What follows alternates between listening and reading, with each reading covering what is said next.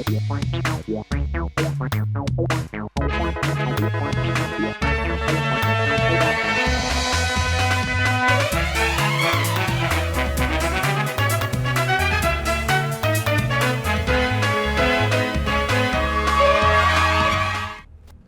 आप देख रहे हैं राष्ट्रीय समाचार और मैं हूं आपके साथ प्रिया पांडे। पहले एक नजर हेडलाइंस पर। प्रधानमंत्री मोदी के हर घर तिरंगा आह्वान से देश भर में जबरदस्त उत्साह। 26 जनवरी से पहले सूरत में तिरंगे के ऑर्डर रिकॉर्ड स्तर पर। प्रयागराज में शंकराचार्य अभिमुक्तेश्वरानंद बनाम मेला प्रशासन। 6 दिन से जारी विवाद में बढ़ी सुरक्षा। सीसीटीवी और सियासी बयानबाजी तेज। मुंब्रा में एआईएमआईएम नेता सहर यूनिस शेख के विवादित बयान से सियासी तूफान। बीजेपी ने पुलिस में शिकायत दर्ज कराई। मिर्जापुर धर्मांतरण रैकेट का खुलासा। फरार आरोपियों इमरान और लकी अली खान के खिलाफ लुकआउट नोटिस। लेह में खेलो इंडिया विंटर गेम्स 2026 का भव्य उद्घाटन। लद्दाख बना देश का प्रमुख विंटर स्पोर्ट्स केंद्र। पिछले कुछ वर्षों से प्रधानमंत्री नरेंद्र मोदी के आह्वान पर पूरे देश में जनवरी महीने में हर घर तिरंगा अभियान को लेकर उत्साह चरम पर रहता है। यह अभियान तिरंगे की शान में एक अनोखा त्योहार बन चुका है और इस साल भी लोगों में जोश देखने को मिल रहा है। इसी के चलते देश भर में तिरंगे का ऑर्डर लगातार बढ़ रहे हैं। गुजरात के सूरत में तिरंगा व्यापारियों को 26 जनवरी से पहले ही भारी मात्रा में ऑर्डर मिल रहे हैं, जो इस अभियान की बढ़ती लोकप्रियता को दर्शाता है।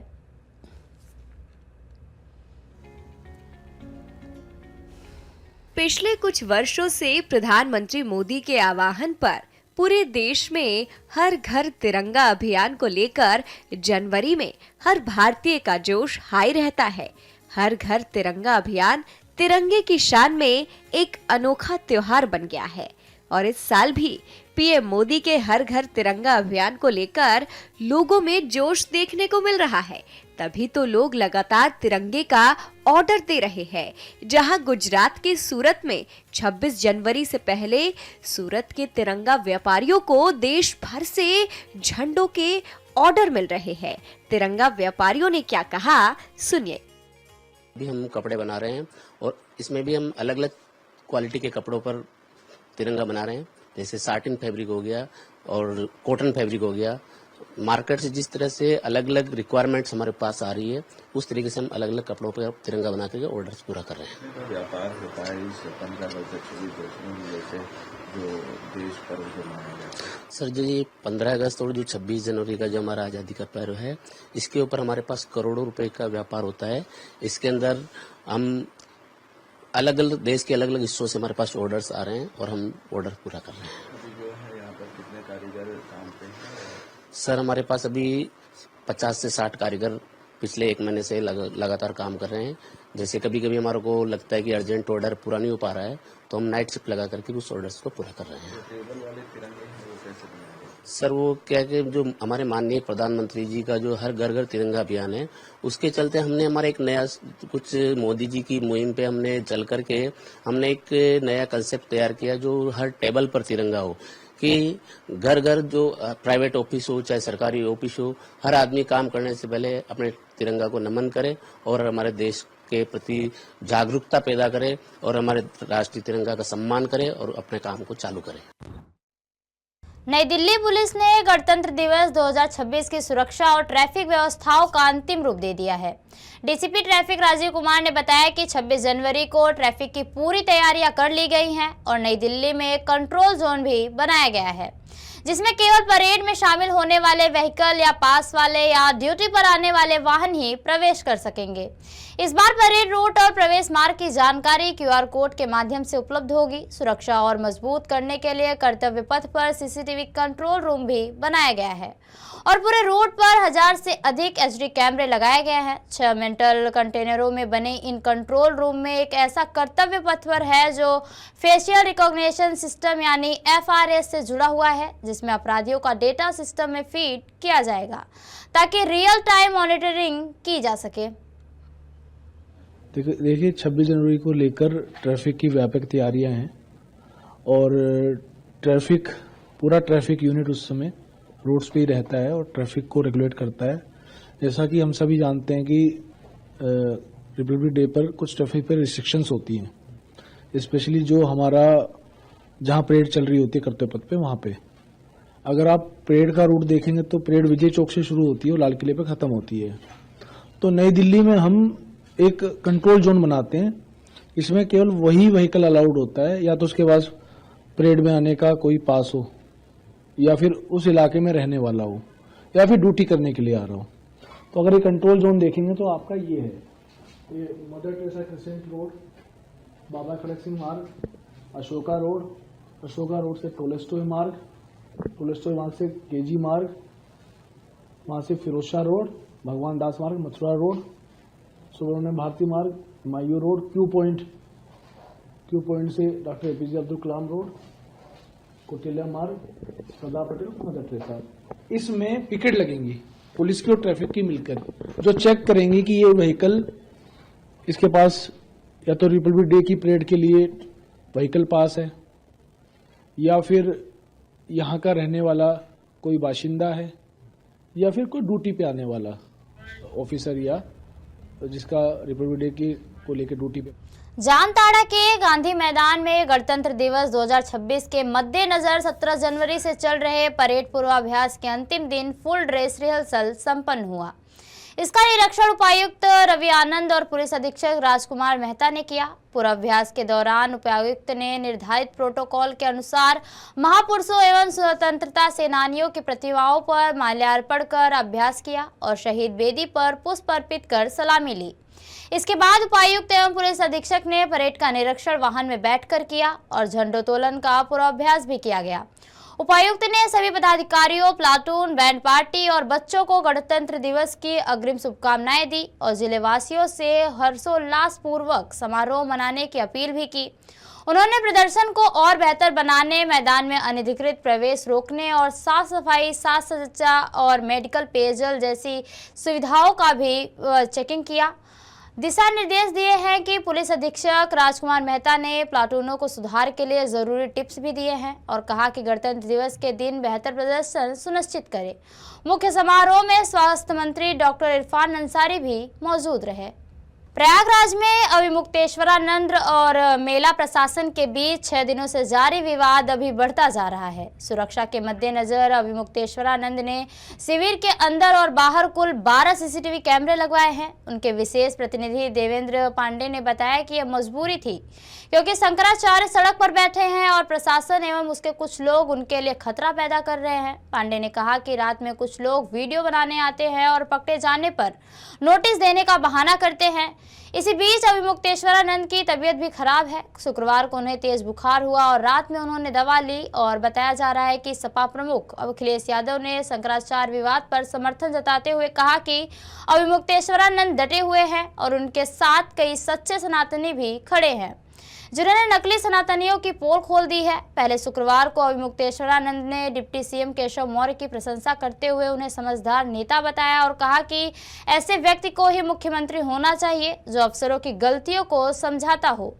गुरुवार को केशव मौर्य ने भी शंकराचार्य के चरणों में प्रणाम किया और उनसे स्नान करने की प्रार्थना की थी। यूपी के कैबिनेट मंत्री ओम प्रकाश राजभर ने प्रयागराज में शंकराचार्य अभिमुक्तेश्वरानंद को नसीहत दी है कि सरकार और संतों से टकराने से कोई फायदा नहीं है। उन्होंने कहा कि गंगा स्नान करके अपने घर जाएं और मंदिरों में पूजा पाठ करें। राजभर ने कहा कि जनता वीआईपी कल्चर खत्म करने की मांग कर रही है, इसलिए किसी भी व्यक्ति को वीआईपी प्रोटोकॉल नहीं दिया जाएगा, जबकि अभिमुक्तेश्वरानंद सरकार पर दबाव बना रहे थे।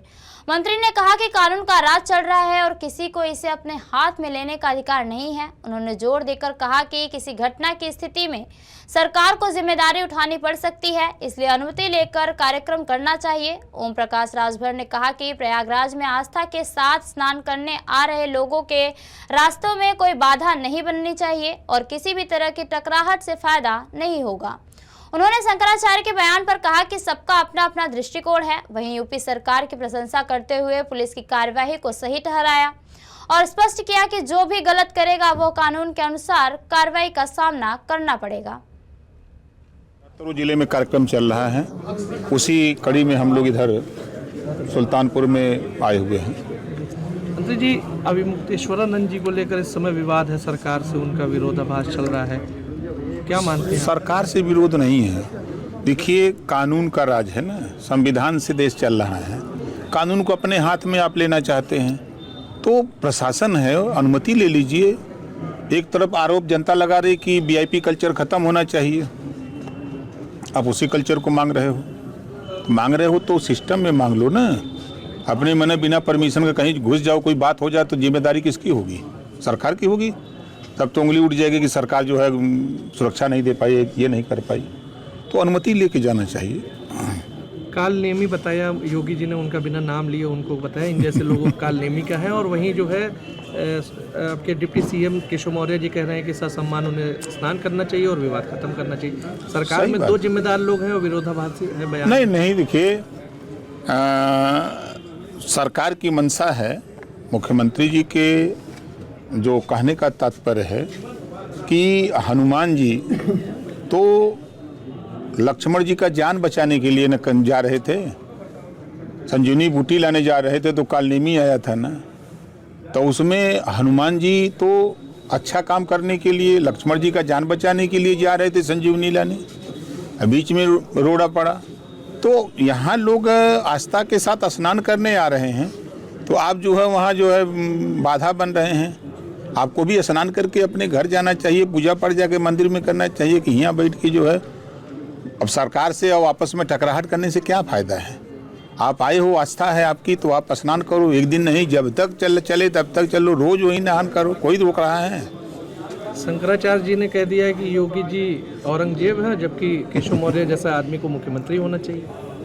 अब देखिए, सबके अलग अलग सोच है, सबके अलग अलग विचार हैं। और जो काम योगी आदित्यनाथ जी के राज में जो अमन चैन है, इसी प्रदेश में सपा बसपा कांग्रेस की सरकारों में दंगे होते थे, कर्फ्यू लगते थे।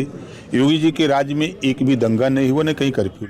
मुंबई से सटे ठाणे जिले के मुंब्रा इलाके में हाल ही में नगर पालिका चुनाव जीतकर नगर सेविका बनी AIMIM की महिला नेता शहर यूनुस शेख का बयान अब सियासी तूफान बन चुका है। चुनाव जीतने के बाद दिए गए इस बयान ने सोशल मीडिया पर जबरदस्त नाराजगी पैदा कर दी है, जिसके बाद मामला स्थानीय राजनीति से निकलकर राज्य स्तरीय बहस में तब्दील हो गया है। बीजेपी ने बयान को आपत्तिजनक और भड़काऊ बताते हुए पुलिस में शिकायत दर्ज कराई। वहीं पुलिस ने भी मामले को गंभीरता को देखते हुए जांच और कार्रवाई शुरू कर दी है। इस पूरे विवाद पर महाराष्ट्र के उप मुख्यमंत्री एकनाथ शिंदे ने भी तीखी प्रतिक्रिया दी है, जिससे यह मामला और गर्माता नजर आ रहा है। और अब सवाल यह है कि क्या यह बयान सिर्फ राजनीतिक बयानबाजी है या इसके पीछे कोई बड़ी साजिश? जवाब तलाश रही है महाराष्ट्र की राजनीति।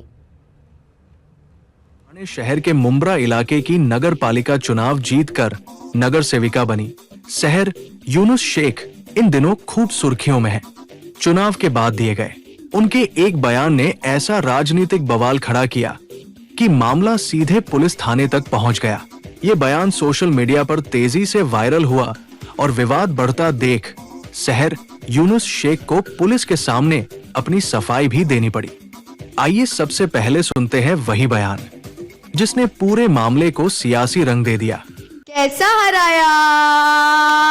अस्सलामुअलैकुम, जोर से चाहिए आवाज रिप्लाई में। जीत गए यार, खुशी के साथ जवाब दो। अस्सलामुअलैकुम। कैसा हराया? अल्हम्दुलिल्लाह। ऐसे लग नहीं रहा है कि जीत के बाद का प्रोग्राम है, क्योंकि इलेक्शंस हो जाते, रिजल्ट्स डिक्लेयर हो जाते, लोग अपने अपने काम में लग जाते। बट अल्हम्दुलिल्लाह अल्लाह ने इतनी इज्जत बख्शी है और इतना प्यार नवाजा है मेरे वालिद साहब को, मुझे और इस बार पूरी की पूरी MIM पार्टी को अल्हम्दुलिल्लाह कि सभी लोग इलेक्शन के बाद भी बुलाने पर उसी तादाद में अल्हम्दुलिल्लाह यहाँ मौजूद है जैसे इलेक्शन के प्रोग्राम में थे। आप सबका बहुत बहुत शुक्रिया यहाँ आने के लिए और हमारा हौसला अफजाई करने के लिए। और सबसे ज़रूरी बात मैं आपको ये बताऊंगी कि उन लोगों के घमंड की धज्जियाँ उड़ाई है आपने जिनको लगता था कि हम ताल्लुक के मोहताज हैं, बट वो लोग ये भूल गए कि हम सिर्फ और सिर्फ अल्लाह के मोहताज है, किसी के बाप के मोहताज नहीं है। मामला तूल पकड़ता देख जब मीडिया ने शहर यूनुस शेख से सवाल किए तो उन्होंने अपने बयान पर सफाई देते हुए कहा कि उनकी पार्टी का रंग हरा है। इसी संदर्भ में उन्होंने वो बयान दिया था। उनका कहना था कि अगर पार्टी का रंग कुछ और होता तो उनके शब्द भी बिल्कुल अलग होते। अच्छी बात है, लोग अगर आगे बढ़े तो माशाल्लाह हमको खुशी होगी। एक सीढ़ी ऊपर चढ़ के जाए तो अच्छी बात है। वो 10 सीढ़ी चढ़ गए ऊपर। हाँ, वो आपकी पार्टी में ही जीत के एमआईएम से जीत के ये बहुत अच्छी बात है, मुझे खुशी है। वो चाहे रिक्शा वाला हो या चाय वाले हो, कहाँ कहाँ पहुंच रहे हैं, तो फिर हमारे लोग क्यों पीछे रह जाए। तो कैसा हराया जो था वो इसीलिए था क्योंकि दिल से खुशी हुई। दुश्मनों को लगा कि हम हार जाएंगे, हम जीतने नहीं वाले हैं, हमारी सभी एमआईएम की सीटें मुंब्रा से वैनिश हो जाएगी। लेकिन जबकि हमने कैंपेनिंग जिस तरीके से प्लान करी थी वो कैंपेनिंग को एग्जीक्यूट किया गया। एग्जीक्यूशन के बाद जब रिजल्ट आता है और आपका जैसा प्लान हुआ होता है उस तरीके से अगर आपको आपका रिजल्ट मिलता है तो बहुत दिल से खुशी होती है। और अल्हम्दुलिल्लाह वो खुशी जो थी उसका जाहिर करने का मेरा एक तरीका था और इसीलिए मैंने उनको ये जवाब में दिया है कि कैसा हराया। तो ये पूछना और बताना उनको जरूरी था कि उनको फील होना जरूरी है। उन्होंने एक बच्ची से डर कर जो हमारे पैनल के दूसरे उम्मीदवार थे तुतारी वाले, उनकी सुनकर हमको टिकट ना देकर बहुत बड़ी भूल कर दी थी। तो वो भूल उनको याद दिलाना जरूरी था।